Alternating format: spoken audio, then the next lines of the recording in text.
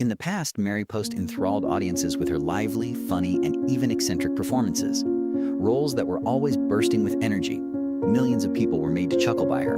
However, behind the scenes, her life took a turn no one could have predicted just when it appeared like all of her aspirations were within reach. What actually took place? And why were even her closest loved ones shocked by the way she handled a life-threatening illness? There is a secret that has never been revealed. You won't know what that truth is unless you watch this video through to the very end. Mary Post was born Marjorie Armstrong Post on November 4th, 1950. Her siblings' difficulties pronouncing her entire name were noted by her family when she was a child. As a result, she eventually earned the moniker Mary Post. Mary maintained her family moniker throughout her life. It was not a stage name. Richard, her father, was a well-known physicist who studied magnetic levitation, nuclear fusion, and plasma physics. Marilee, her mother, was a poet with a sensitive soul who contributed a more artistic atmosphere to the family. Mary was sculpted into a perceptive and highly imaginative person by the combination of her mother's artistic spirit and her father's enthusiasm for science. Growing up in Walnut Creek, California, Mary soon showed that she had a gift for acting and a unique capacity to convey a wide range of emotions. Mary was an active part of the cheerleading squad at Los Liz High School, where she was raised in Walnut Creek, California. She was viewed by many as the epitome of a good girl.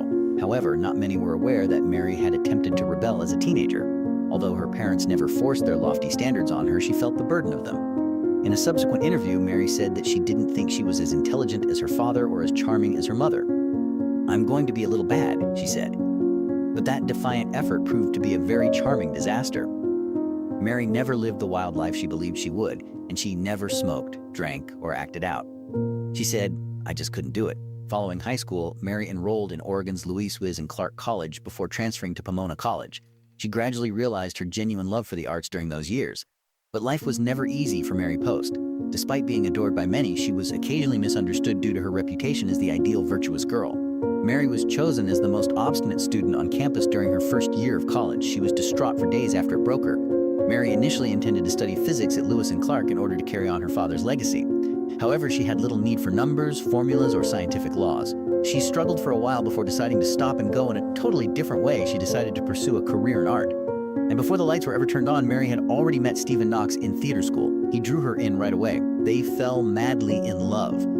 Additionally, it was the first time Mary had gone beyond her personal limits.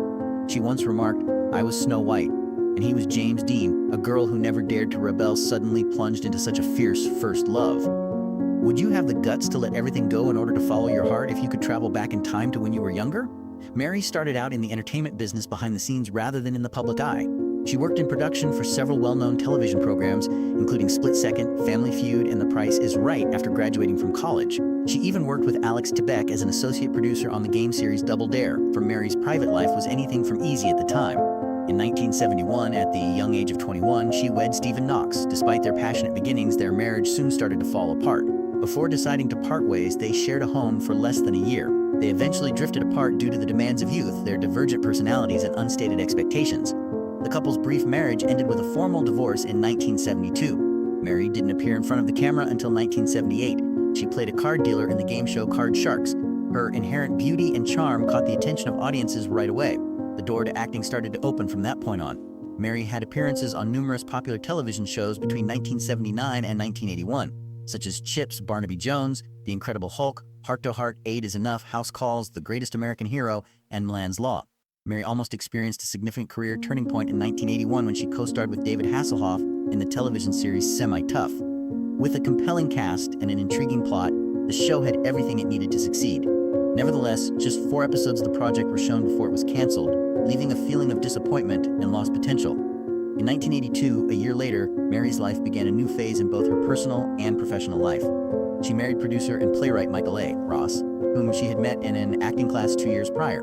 Mary initially thought he was a fake and had a negative opinion of him. However, they eventually became soulmates and stayed together till the end of her life.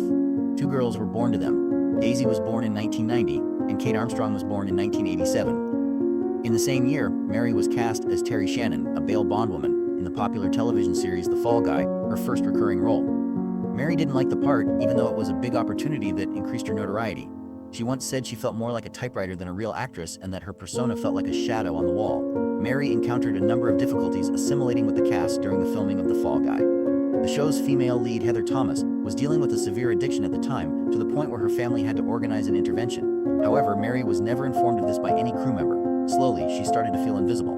Nevertheless, Mary didn't let her loneliness stop her. She continued to appear in guest spots on several well-known TV shows during that time, such as Code Red, Matt Houston, The Love Boat, Cheers, Fantasy Island, Glitter, and The A-Team. Even though these parts were minor, they all contributed to the development of her on-screen persona and gradually increased Mary Post's visibility in the television industry. When Mary played Christine Sullivan in the popular sitcom Night Court in 1984, it was a significant turning point in her career.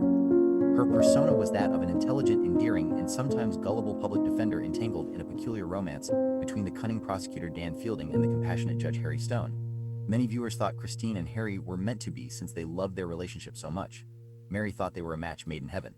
Ironically, they were married in a funny 30 Rock episode rather than on Night Court. In that episode, Jack McCreer's character Kenneth, a devoted Night Court fan, fervently hopes to see Christine and Harry get married.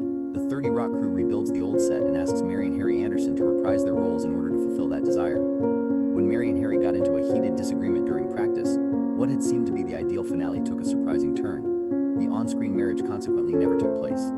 In the Up on the Roof episode of Night Court, Michael, Mary's real-life husband, also made an appearance as a rock musician in recovery.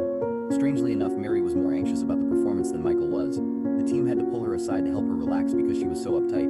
In real life, Mary Post had a captivating charisma and an attractive beauty that made her the perfect dream girl in the eyes of many admirers. But on the small screen, particularly in her portrayal of Christine Sullivan in Night Court, that image was entirely obscured by conservative suits and a charmingly awkward charm. Nevertheless, Mary was the swimsuit poster queen for many males growing up in the 1980s, a romantic symbol that was proudly exhibited on the walls of a generation's bedrooms. Did her poster hang in your room somewhere?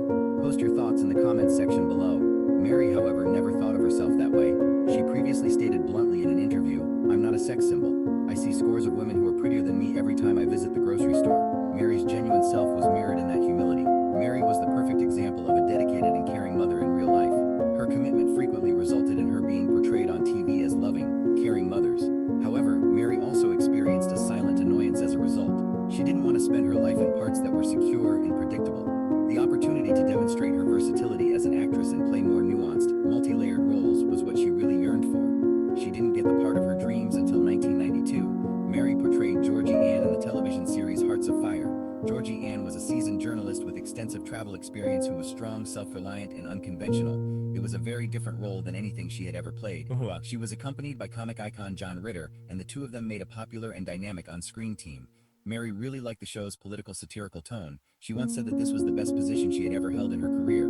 The tone of the show completely changed in the upcoming season after its early high. Mary's series progressively lost the witty humor and audacious personality that had initially made it a fan favorite in favor of being lighter and more wholesome. Mary did not stop, however. She persisted in putting in endless effort, participating in new projects each year. Her portrayal of a mother in the popular comedy, There's Something About Mary, is among her most memorable parts. She also played the strong, emotionally complicated role of Barbara Bunny Fletcher in 18 episodes of the television show Chicago PD from 2014 to 2017. Mary was quietly fighting cancer in her last years. She received radiation and chemotherapy for over 4 years. The fact that she never thought about giving up, however, was what gained her the greatest esteem. She continued to act while receiving treatment. Although Mary claimed that acting was only her side gig, she was unable to give it up. She kept playing parts while she was ill. She starred in a number of films, including the TV movie Christmas Reservations, the family sitcom The Kids Are All Right, and holiday movies including 4 Christmases and a Wedding. In the last days of her career, she played Johanna's mother on the series soundtrack, leaving a heartwarming impression.